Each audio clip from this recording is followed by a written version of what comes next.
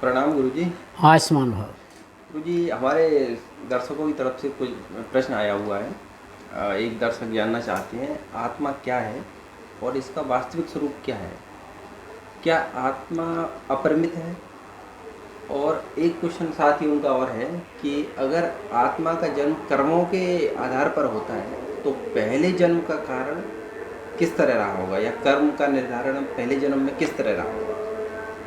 जी बताएं। ओम भूर्भुवः स्वः तत्सवितुर्वरेण्यं भर्गो देवस्य धीमहि धियो यो नः प्रचोदयात्। हे परमपिता परमेश्वर, मेरी बुद्धि को उत्तम गुण कर्म स्वभाव में प्रभावित करते। सबसे पहले उस प्रश्न को लिए लेते हैं कि जब सबसे पहले सृष्टि की रचना हुई होगी उस समय जीव के जन्म का आधार कैसे माना गया, कर्म क्या? तो उसको तो मान नहीं सकते कि अनवस्था दोष आ जाता है। अनवस्था दोष क्या होता है कि जो असंभव है। जैसे अपन ने प्रकृति को देख करके परमात्मा का अनुमान लगाया और अनुमान लगाने के लिए परमात्मा को जानने के प्रयास किए गए और उससे योग अंगों के अनुष्ठान का उपयोग करते हुए अपन ने परमात्मा के दर्शन किए। तो पहले जन्म पे जब पहुंच गए, कोई अगर पहले जन्म पे पहुंच जाता है तो परमात्मा अनादि कैसे रहेगा? फिर तो उसका आदि हो गया। अगर पहले जन्म पे कोई पहुंच जाता है तो परमात्मा अनादि कैसे रहा? फिर तो आदि हो गया उसका। तो उस पहले जन्म पे तो पहुँचे ही नहीं सकते। पहले जन्म पे कोई पहुँच नहीं सकते, अनवस्था दोष है, वो हो जाएगा। पहले जन्म की चाहे जितना प्रयास कर ले, लोगों ने भी प्रयास किए हैं। तो जैसे मतलब मोक्षावस्था की अवस्था का ज्ञान किया है तो 31 नील 10 खरब 40 अरब वर्ष का अनुमान, इतना अनुमान लगाया है। लेकिन जब सृष्टि की पहली रचना हुई हो इसका तो कोई अनुमान लगा ही नहीं सकता। और न कोई वहाँ तक समाज में भी हो जाएगा तो कितना दौड़ लगाएगा, कितनी दौड़ और लगाएगा। वो तो 31 नील लगाई है। और संख्या में देखा जाए तो अब जैसे अपनी यहाँ संख्या इकाई दहाई सैकड़ा हज़ार 10,000 लाख 10 लाख करोड़ 10 करोड़ अरब 10 अरब खरब 10 खरब नील 10 नील पद्म 10 पद्म शंख 10 पद्म 19 डिजिट हैं। और उसके बाद भी 10 वैशेषिक दर्शन में 10 डिजिट और बढ़ा दिए गए। तो अंतिम डिजिट है वो हो जाते हैं 29 आरोहिणी और 10 आरोहिणी। 10 आरोहिणी तक संख्या कर लेंगे तो भी प्रथम जन्म पे नहीं पहुंच सकते। 10 आरोहिणी तक कोई भी साधक अगर पीछे जन्म में जाएगा तो नहीं पहुंच सकता, क्योंकि अगर पहुंच गया तो अनादि नहीं रहा। इस बात पे जोर दे रहा हूँ मैं कि अगर कोई पहले जन्म पे पहुंच गया तो वो अनादि रहा परमात्मा, फिर तो उसका आदि हो गया। आदि हो गया तो अनादि परमात्मा कहाँ रहा? तो परमात्मा का तो आदि कोई निकाल ही नहीं सकता। तो परमात्मा का आदि कोई नहीं निकाल सकता तो सृष्ट का आदि भी निकलेगा। सृष्ट का आदि निकल गया तो परमात्मा का आदि हो गया। तो इससे ये प्रश्न तो व्यवहारिक नहीं है और उसको जाना नहीं जा सकता। आज DNA टेस्ट में मतलब जो 30,000 पीढ़ियों तक का उन्होंने निकाला है, फिर भी ये क्या है कि अभी तो हम 1-2% जाने। 30,000 पीढ़ियों तक का वो पता लगा के बता सकते हैं कि इसका पिता कौन था, इसका कौन था, इसका कौन था, इसका कौन था, इसका कौन था। 30,000 पीढ़ियों तक। लेकिन फिर भी वो ये कह रहे हैं अभी तब बहुत कम जाते हैं। अब जो मुक्तावस्था में रहते हैं जिसको अमर अवस्था कह दिया गया, जीवन वापस लौटता नहीं, उसमें भी वापस लौटते हैं। लेकिन वो इतनी अधिक अवस्था है तो उसकी गणना की गई। लेकिन वो आदि जन्म पे तो गणना करके आदमी पहुँच ही नहीं सकता। वो पहुँच गया तो परमात्मा का अंत आ गया, आदि पता चल जाएगा। परमात्मा का आदि कोई है नहीं। सृष्टि की रचना तो मालूम कब से हुई है। 29 डिजिट भी फेल हो जाएंगे, आप 100 डिजिट बना लो तो भी उसकी अवधि का पता नहीं चला पाए। तो ये प्रश्न तो यहाँ अनवस्था दोष में है, इसलिए संबंधित को इस हिसाब से सोच लेना चाहिए। अब दूसरा प्रश्न चलता है, आत्मा क्या है? अब संसार में कुल 3 चीज़ें हैं, परमात्मा, आत्मा और प्रकृति। साधक, साध्य और साधन। साधक कौन है? जीवात्मा। और साध्य कौन है? परमात्मा। और साधन क्या है? प्रकृति। तो परमात्मा का, आत्मा का स्वरूप जानने के लिए इन तीनों को जानना पड़ेगा। तो प्रकृति का स्वरूप अपन पहले जान चुके हैं, तीनों गुणों में प्रकृति का स्वरूप जान चुके हैं। और साधक के लिए साधन प्रकृति होती है। आत्मा परमात्मा को प्राप्त करना चाहता है तो साधन तो प्रकृति है। जब प्रकृति के बनाए हुए ये अंग मान लो, मानव शरीर मान लो, या और साधन मान लो, आत्मा जो है प्रकृति से पूजा परमात्मा की करती है। फूल चढ़ाती है, मिठाई चढ़ाती है, दूध चढ़ाती है, दही चढ़ाती है, ये क्या? ये प्रकृति तो है। फल चढ़ाती है, प्रकृति है। प्रकृति से परमात्मा की पूजा करता है। और परमात्मा भी पूजक को वही प्रकृति दे देता है। वो पैसा मांगता है तो पैसा दे देता है, धन मांगता है तो धन मांग देता है। धन कहाँ से बनता है? प्रकृति। प्रकृति तो सब प्रकृति। तो अब अपने को, प्रकृति को अपन ने जान लिया है, तो परमात्मा क्या है ये पहले जान लेंगे, तब शेष जो बचेगी वो आत्मा है। तीन ही है ना, और तीनों ही नित्य और सत्य हैं। There are three eternal and entities, God, individual soul and maya या प्रकृति। ये तीनों ही नित्य और सत्य हैं। परमात्मा नित्य, सत्य और आनंददायक है। यार थोड़ा बारीक से सोचना। आत्मा नित्य और सत्य है, चेतन है। जैसे परमात्मा नित्य और चेतन है और आनंददायक है। आत्मा केवल नित्य, सत्य है, चेतन है, आनंददायक नहीं है। उसी आनंद की प्राप्ति के लिए वो परमात्मा को प्राप्त करना चाहती है, और परमात्मा से मिलकर के उसको आनंद मिलता है। प्रकृति में क्या है? प्रकृति केवल सत्य है, चेतन नहीं है। और आनंद तो आ ही कहाँ से सकता है? प्रकृति के बारे में अपन पहले ही बता चुके। तब परमात्मा के बारे में अपन चलते हैं कि परमात्मा क्या है। पहले परमात्मा को तो जान ले। तो न्याय दर्शन में ईश्वर प्रधानांत पे चर्चा चल रही है। तो साधक ने पतंजलि से ये प्रश्न कर दिया कि ईश्वर क्या है, जिसकी अपन साधना करें और ईश्वर पर निर्भर हो। वो ईश्वर का स्वरूप क्या है? उस स्वरूप तो बताओ जिससे ईश्वर की हम साधना करें।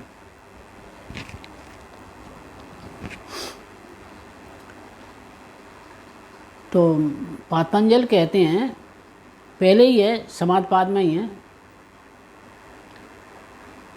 क्लेश कर्म विपाक आशय अपरामिष्ट पुरुष विशेष है ईश्वर है, जिसको क्लेश नहीं व्यापते। क्लेश क्या है? अविद्या, अस्मिता, राग, द्वेष और अभिनिवेश। ठीक है ना? अविद्या क्या है? अनित्य, असुचि, दुख, अनात्मस, नित्यम, शुचि, सुख, आत्मख्यातिर, अविद्या। अविद्या वो है जो नित्य को असत्य मानती है, अनित्य मानती है। अनित्य को नित्य मानती है, नित्य को अनित्य मानती है, कैसा भी कह लो।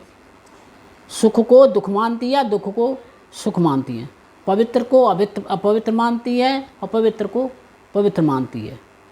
आत्मा को अनात्मा मानती है, अनात्मा को आत्मा मानती है। ये अविद्या है।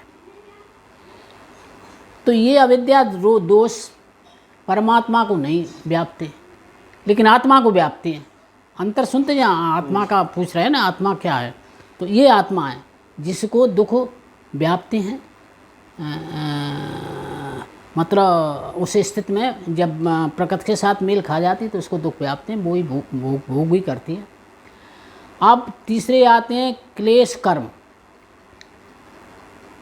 कर्म पुण्य और पाप, पुण्य करना या पाप करना, पुण्य और पाप मिश्रित, पुण्य और पाप रहित, ये कर्म परमात्मा को नहीं व्यापते, लेकिन आत्मा को व्यापते हैं।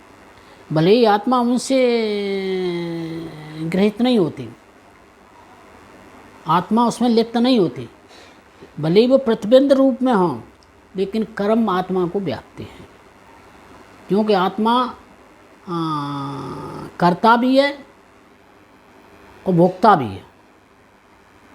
भले ही वो प्रतिबिंब रूप में हो, कर्ता भोगने के बावजूद भी आत्मा निर्लिप्त रहती है।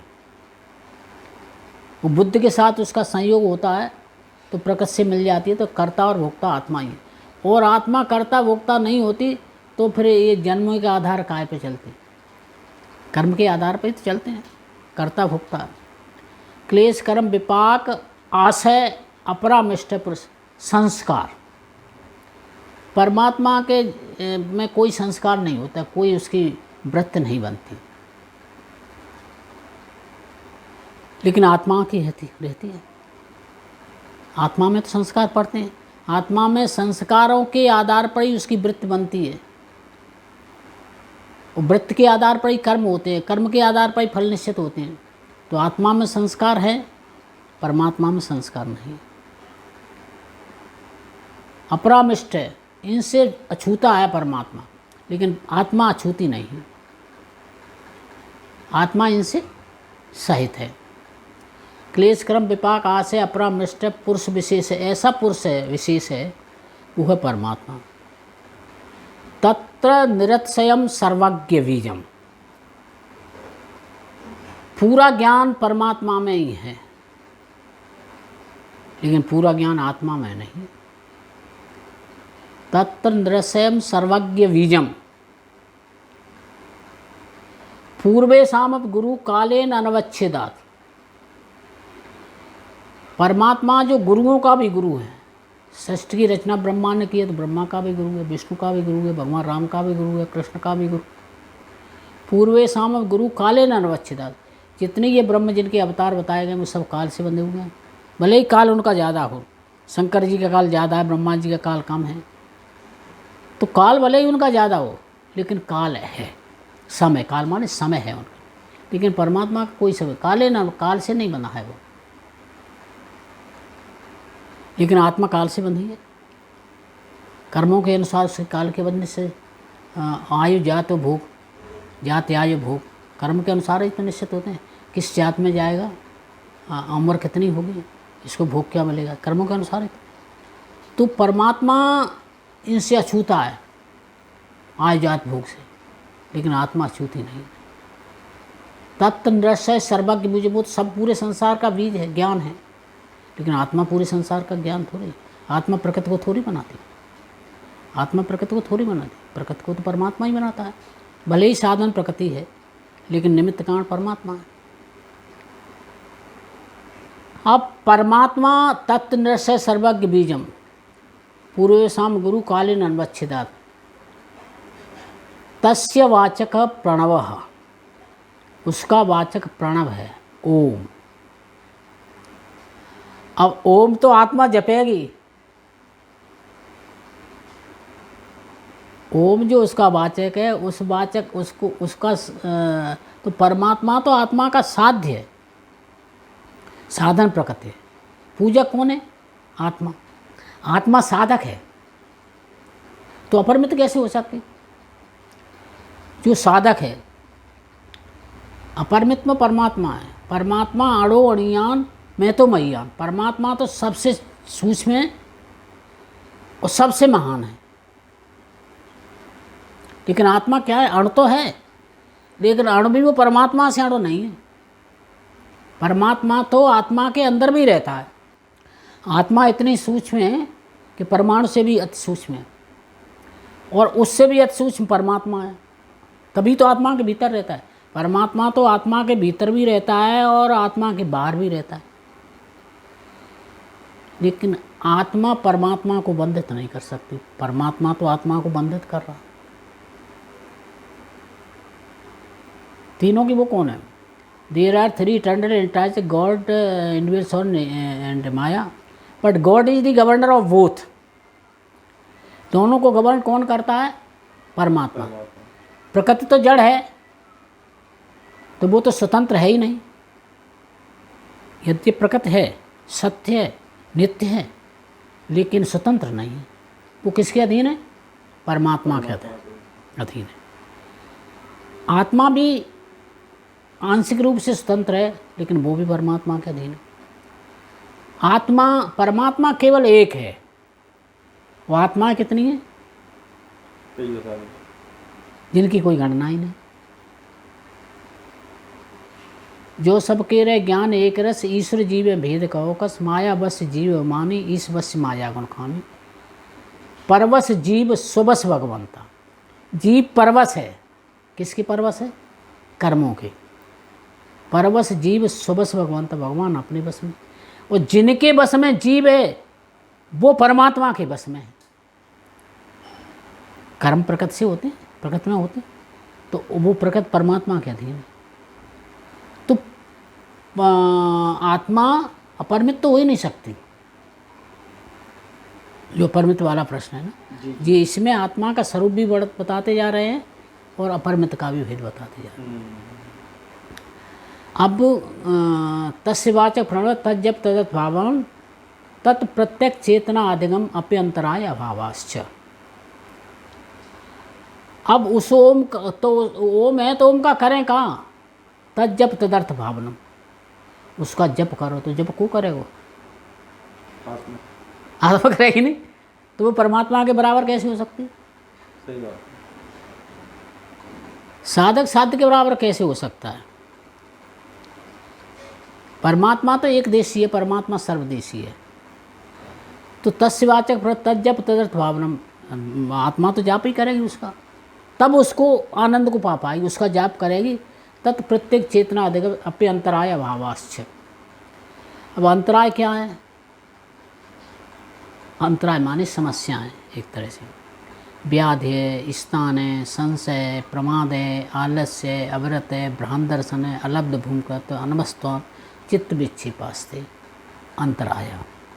और सविक्षेप हैं, दुख हैं, दौर्मन से, अंगम जयत, श्वास प्रश्वास विक्षेपा सब, ये इतने अंतराय हैं। और इन अंतरायों का अभाव कब होगा? जब ओम का जप करोगे। तो उस परमात्मा का तो जप किया जा रहा है, वो अंतराय किस में है? ये अंतराय आत्मा में है। तो वो अपरिमित होती तो उसको अंतराय क्यों व्याप्त है? व्याध शरीर, व्याध माने बीमारियाँ, आज माने मानसिक व्याध, स्थान माने मानसिक पीड़ा, एक मानसिक अकर्मण्यता। व्याध, स्थान, संशय, प्रमाद, ये तो जानते, संशय, प्रमाद, आलस्य, अलब्ध भूमिकृत। अलब्ध भूमिकृत तो अपने को परमात्मा प्राप्त ही नहीं हो रहा है। अनवस्थान ये है कि परमात्मा की कभी झलक दिख जाती है और फिर चली जाती है। ये अंतराय है परमात्मा को प्राप्त करने के लिए। तो ये अंतराय किसको व्याप रहे हैं? आत्मा को। अगर आत्मा अपरिमित होती तो ये अंतराय उसको क्यों व्यापते? दुख है, दौर मन से, अंगम जाए तो श्वास प्रश्वास है गच्छित, इनसे बचने के लिए ही आत्मा परमात्मा की पूजा करती है। तो अपरिमित तो हो नहीं सकती, ठीक है नहीं? तो तज्जब तदत भावनम तत् प्रत्येक चेतना अधिगम अप्यंतराय अभाव से। उस ओम का जप करोगे तो जो है इन अंतरायों का अभाव हो जाए। किसका? प्रत्येक चेतना। चेतना यानी आत्मा। आत्मा में इन अंतरायों का अभाव हो जाएगा उस भगवान का नाम जप करने से। तो वो तो परमात्मा के अधीन ही हो गए, तो अपरिमित तो हो ही नहीं सकती। तत्प्रत्येक चेतना अधिगम अप्यंतराय अभावाश्च तत्प्रतिषेधात्मक एक तत्व अभ्यास है। तो इसका एक तत्व अभ्यास करना पड़ेगा। अब अभ्यास पे अपन किसी दिन फिर अभ्यास को जैसे मनाएंगे, लेकिन इसमें थोड़ा बता देते अभ्यास क्या है। कि आदमी में ईर्ष्या होती है, जलन होती है एक आत्मा में, प्रश्न मिली है। तो यद्यपि आत्मा निर्लिप्त है, उसमें कोई दोष नहीं, लेकिन वो प्रकृति के साथ मिलके दोषों को अपने ऊपर मान लेती है। जैसे खिलाड़ी खेलते हैं तो खेलते कौन है? खिलाड़ी। लेकिन हारता जीता कौन है? भारत। भारत हारा या जीता, खेले खिलाड़ी। सेना युद्ध लड़ी, भारत हारा जीता, तो भारत ने अपने ऊपर आरोपित कर ली। तो ऐसे ही कर्म तो ये चित्त मन बुद्धि इंद्रियां करती हैं, लेकिन आत्मा उन कर्मों को अपने ऊपर आरोपित कर लेती है।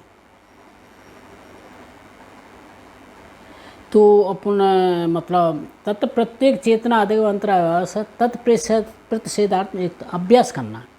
अब आत्मा में ये कुछ दुर्गुण आ जाते हैं, पहले बताया ना, व्याधि, इनसे कैसे बचें, आत्मा इनसे कैसे बचे, तब ये अंतर बता रहे हैं।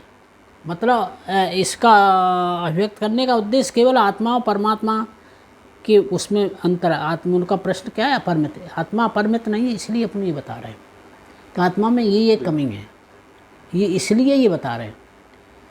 तो उसमें क्या है, जलन होती है। जैसे कोई प्रतिष्ठित व्यक्ति मिल जाए, काय पे अच्छे मकान है, अच्छे साधन संपन्न है, तो उससे अपने को जलन होती है। तो इस जलन से कैसे बचा जाए, मैत्री, उससे मित्रता कर लो, मित्र भाव अपना लो। मित्रता करने ऐसा नहीं आगे बढ़ के जाओ, मित्र भाव अपना लो, नाते रिश्तेदारी रखना कर लो। तो हमारा मित्र है तो अच्छी बढ़े हो रही तो उससे जलन नहीं होगी, शत्रु बढ़ रहा है तो जलन होगी, तो उसको मित्र मान लो। इन अंतरायों से बचने के लिए मैत्री करुणा। अब कुछ लोग उन पर कष्ट पड़ते हैं दुश्मनों पे, तो बढ़िया लगा, तो वहाँ ऐसे लोगों से जिन पर कष्ट पड़ता है तुम्हारे दुश्मन, उनसे करुणा भाव कर लो, दया भाव, मैत्री करुणा मुदिता। जो ज़्यादा अच्छे लोग हैं, धार्मिक हैं, मतलब संसार के हित में लगे हुए हैं, अपना खर्च कर रहे हैं, अपना समय खर्च कर रहे हैं, अपना पैसा खर्च कर रहे हैं, ऐसे उत्तम लोगों से प्रसन्न रहो।